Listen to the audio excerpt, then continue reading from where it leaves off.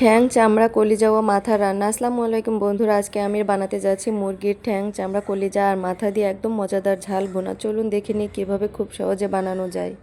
প্রথমে আমি তেল গরম করে আলুগুলো ভেজে নিয়েছি, তারপরে ওই তেলের ভিতরেই পেঁয়াজ কুচি দিয়ে দিলাম। পেঁয়াজ কুচিগুলো সুন্দর করে ভেজে নিয়ে আদা বাটা রসুন বাটা দিয়ে সব উপকরণ, এই যে দেখতে পাচ্ছেন মশলাগুলো আমি দিয়ে দিলাম। ধনিয়া গুঁড়া, মরিচের গুঁড়া, হলুদের গুঁড়া এবং গরম মশলা গুঁড়া, জিরা গুঁড়া দিয়ে আমি সুন্দর মতো কষিয়ে নিলাম। লবণও দিয়ে দিলাম এবং কষানো শেষ হলে ছোট্ট একটা টমেটো কেটে দিলাম যাতে একটু সুন্দর ফ্লেভার আসে। এবং আপনার যে চামড়া কলিজা গিলা ঠ্যাং এগুলো ধুয়ে রেখেছিলাম সুন্দর করে, সেগুলোও অ্যাড করে দিলাম। এটাকে এখন আস্তে আস্তে করে সুন্দর মতো কষাতে হবে, কষানোটা সুন্দর হতে হবে, না হলে আসলে মাংসের ভিতর কোনো কিছু ঢুকবে না। তারপরে আমি সেই আলু ভাজাগুলো দিয়ে দিলাম এর সঙ্গে। এখন এটাকে সুন্দর মতন একটু কষাবো। কষানো হয়ে গেলে আমি পানি দিয়ে এটাকে সুন্দর মতো রান্না করে নিব।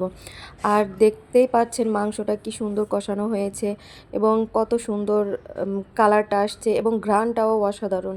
এভাবেই খুব সহজে তৈরি হয়ে গেল মুরগির মিক্স ঝাল ভুনা। ভালো লাগলে লাইক, কমেন্ট, শেয়ার এবং সাবস্ক্রাইব করতে ভুলবেন না। আল্লাহ হাফেজ।